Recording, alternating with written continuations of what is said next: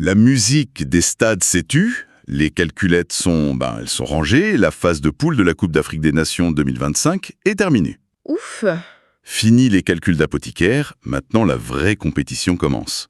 Le tableau des huitièmes de finale est là, et il est impitoyable. Et pour y voir un peu plus clair, on a une base de travail qui est juste parfaite. Ah oui, la clash. C'est un article du média sénégalais Wisport, publié vraiment à chaud le 31 décembre. Quelques minutes à peine après la fin des derniers matchs, c'est un instantané, une réaction brute à ce tableau qui venait de naître. Exactement. Et notre objectif, c'est pas juste de lire la liste des matchs, hein. On va essayer de comprendre la géographie de ce tableau. C'est ça. Où sont les zones de danger? Quels sont les chemins qui s'ouvrent vers la finale? En bref, on va tenter de lire un peu l'avenir avec ce qu'on sait aujourd'hui. Alors, plongeons dans ce tableau. Par où on commence? Je propose de le couper en deux pour mieux s'y retrouver. Commençons par la partie haute, celle où on retrouve de très très gros noms, comme le Sénégal, l'Algérie. Ah oui. Ça sent déjà la poudre de ce côté-là. Ah oui, c'est une moitié de tableau où on sent vraiment le poids de l'histoire. Plusieurs anciens vainqueurs, des habitués du dernier carré. La route, elle s'annonce semée d'embûches. Le premier match qui saute aux yeux, c'est Sénégal contre Soudan, ce samedi.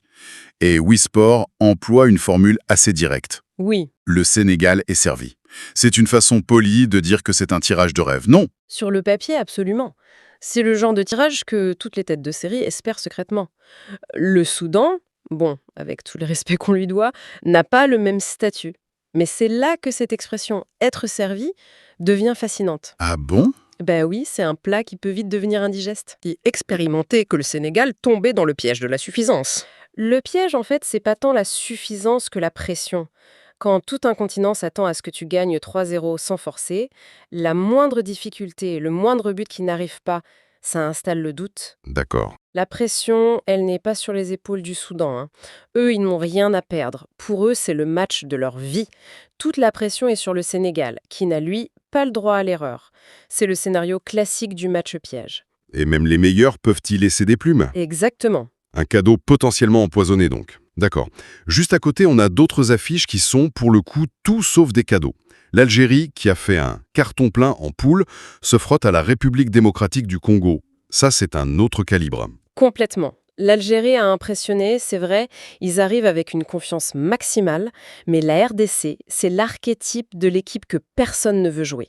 C'est solide, discipliné tactiquement et ça sait faire déjouer les favoris. On est loin du Sénégal-Soudan. Ah oui, là on est sur du 50-50. Et que dire de Mali-Tunisie? Un classique, une opposition de style totale Ah oui. entre la puissance physique malienne et l'organisation tunisienne.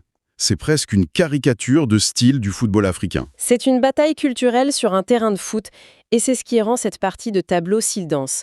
Si on se projette une seconde, on se rend compte que ces équipes pourraient s'éliminer entre elles bien avant la finale. C'est ça qui est dingue. Si la logique est plus ou moins respectée, on pourrait se retrouver avec des quarts de finale comme Sénégal-Mali ou Sénégal-Tunisie et une potentielle demi-finale entre le Sénégal et l'Algérie. C'est une véritable autoroute des titans. C'est l'image parfaite. Une autoroute des titans où les collisions frontales sont inévitables. La conséquence, c'est qu'on est certain que plusieurs favoris vont tomber dès l'écart. Oui, ça veut dire qu'une de ces grandes nations arrivera en finale, si elle y arrive, probablement épuisée par un parcours du combattant. Et ça, c'est une idée fascinante. Si tous les favoris s'épuisent d'un côté, ça ouvre potentiellement un boulevard de l'autre. Et justement, quand on regarde la deuxième partie de tableau, on se demande si le chemin est vraiment plus simple. Wisport la qualifie même de moitié a priori plus relevée. Oui, Ça m'a surprise, vu les noms qu'on vient de citer. ça m'a surprise aussi, et c'est pour ça que c'est intéressant. Qu'est-ce qui peut bien rendre cette deuxième moitié plus relevée? Il faut regarder les affiches de plus près. Alors allons-y. On commence avec le pays hôte, le Maroc, décrit comme le grandissime favori. Ils affrontent la Tanzanie et là, l'analyse est sans appel, ils ne devraient pas avoir de soucis. On sent la confiance absolue. La confiance de l'observateur, oui. Mais est-ce que c'est la même chose sur le terrain? Jouer à domicile, c'est une force incroyable. Le public te porte. Bien sûr. Mais ça peut aussi devenir une prison dorée. Cette pression d'un pays entier qui attend, qui exige la victoire, ça peut paralyser les joueurs. Chaque minute sans marquer contre la Tanzanie pèsera une tonne. Est-ce une force ou un fardeau? Honnêtement, la réponse n'est jamais claire avant le coup de sifflet final. Le poids d'une nation sur les épaules. Mais le match qui m'a vraiment interpellé dans cette section, c'est le choc des extrêmes. Côte d'Ivoire contre Burkina Faso. Et surtout, la manière Ah oui, dont les Ivoiriens se sont qualifiés. Ce match contre le Gabon, un scénario de film. Exactement. Ils sont menés 2-0, au bord du gouffre, de l'humiliation nationale pour le champion en titre, et ils retournent le match pour gagner 3-2 et finir premier. La question que ça pose, elle est immense. Oui. Est-ce que c'est le signe d'une équipe fébrile qui s'est fait peur, qui a eu un coup de chance, ou au contraire, la preuve qu'ils ont un mental de champion indestructible? C'est la question clé pour comprendre cette équipe. Et la réponse est probablement un peu des deux. Oui, le fait d'être mené 2-0 par le Gabon montre une vraie fragilité défensive, un moment de déconcentration coupable. C'est clair. Mais la capacité à revenir d'un tel scénario, ça n'a pas de prix. Ça forge un groupe. Ils ont regardé le vide, ils ont frôlé la catastrophe et ils sont revenus plus forts. Psychologiquement, cette victoire vaut bien plus que 3 points. Ah oui. Elle leur a donné la conviction qu'ils sont capables de tout. Ils sont peut-être encore plus dangereux maintenant. Une équipe qui a vu le précipice de près. C'est une image forte.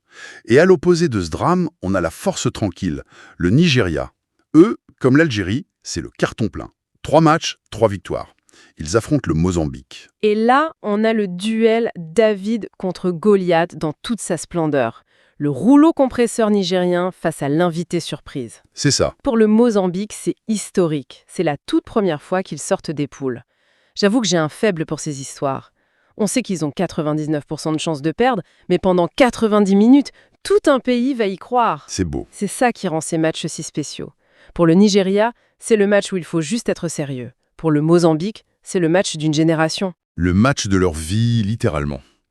Et puis, il y a le drame de dernière minute, l'histoire la plus cruelle de cette fin de poule. Ah, le Cameroun.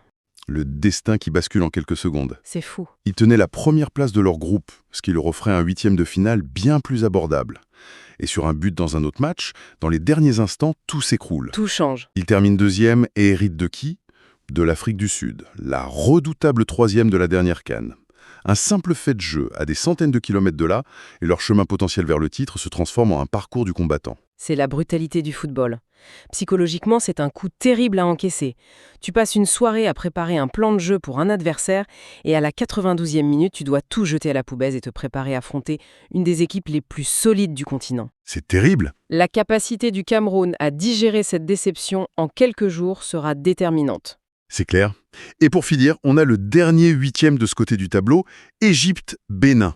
Encore un choc entre un géant et une équipe accrocheuse. Décidément, cette seconde partie du tableau est vraiment, vraiment dense.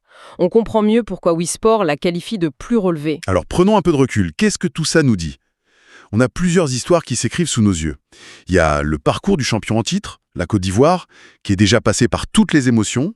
On a la quête du pays hôte, le Maroc, qui semble avoir une voie royale, mais qui doit composer avec une pression monumentale. On a les machines, comme le Nigeria et l'Algérie, qui ont tout écrasé jusqu'ici, mais qui découvrent maintenant la peur du vide, de l'élimination directe. Et on a les destins brisés, ou du moins contrariés, comme celui du Cameroun, dont le tournoi a changé de visage en une fraction de seconde.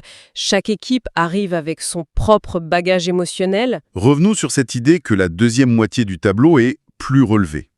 Au début, ça semble contre-intuitif quand on voit le Sénégal et l'Algérie de l'autre côté. Mais en y réfléchissant, C'est ça qui est fascinant. Faisons les comptes.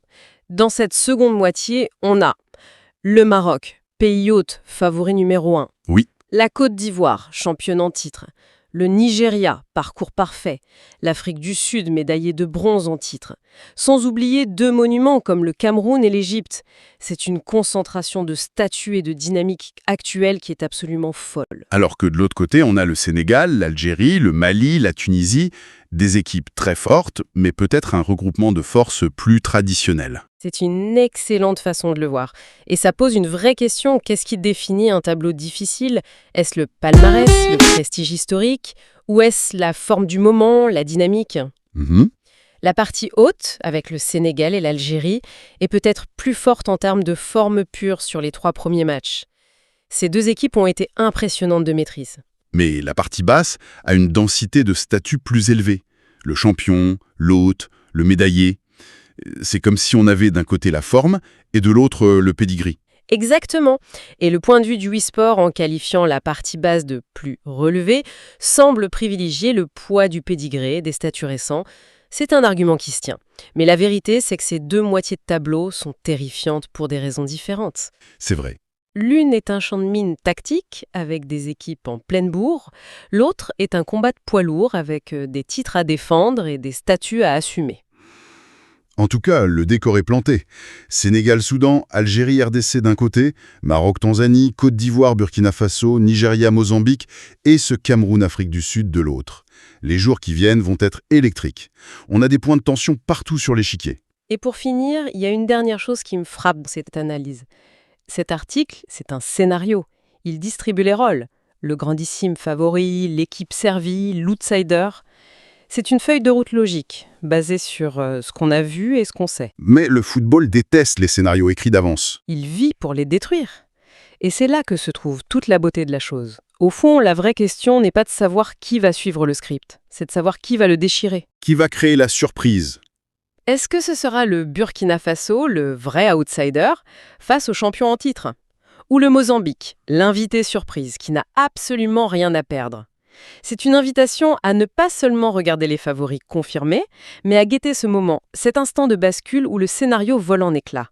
C'est là que se niche la véritable magie de la CAN.